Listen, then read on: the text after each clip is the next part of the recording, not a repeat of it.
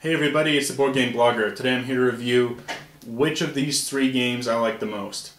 Bang, Resistance, and Saboteur. They're all card games and they're all hidden roll games. And they're all sort of casual based and can play relatively quickly, except for Bang. But again, Bang can be played quickly. And they're all around the same type of price. So you might be asking yourself, which one should I get? And there's pros and cons to both. Bang, the game can take a long time. It will not have a set end limit, but there's a lot of player interactivity, and there's more ability to directly affect your opponents because you're actually shooting at them. So it has the most player interactivity, but also potentially the highest length of time.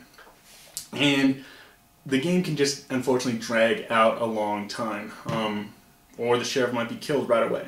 And it has the greatest variability in the outcome of the game. You've got the Resistance, where there's very little card play at all. There's really no interactivity, and it's simply reading other players. And then there's Saboteur, with more player interaction. You're playing cards, you're building the mine shafts to the gold, and you can directly affect other players with breaking their pickaxe, breaking their cart, and so on. These two both play relatively quickly. This one can play even quicker than the other two, or can drag on.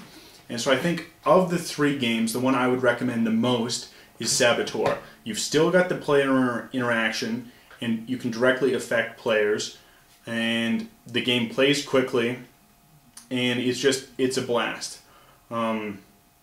Even once you deduce who players are, they still can be in the game. It's not like Werewolf where they're eliminated. There's player elimination in Bang, and then that player could just be sitting around while the game goes on another 25 minutes or half an hour.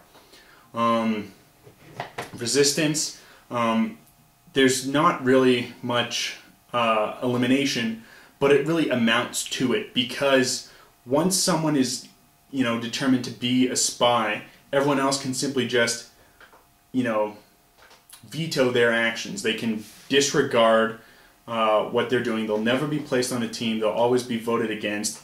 And once someone's found out as a spy, their effect on the game is minimal at best, but it's really zilch. So this is the game where this the players trying to stop the good guys still have an ability to affect the game, even if they're determined to be a saboteur and they have had their pickaxe broken. They can still break somebody else's pickaxe. And their ability to affect the game is lessened, but it's not eliminated. And so I really think this is the best game. It has the least impact of player elimination, but once the saboteurs are found out, it will still decisively affect the game. But there's still the feeling you're doing stuff, and you can still do a big action that could still win the game for you as a saboteur, even once you're found out. The game has the player interaction, and it has the short time limit.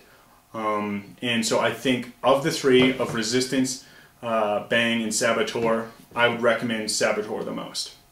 I hope this has been helpful to you, and till next time, I'm the Board Game Blogger.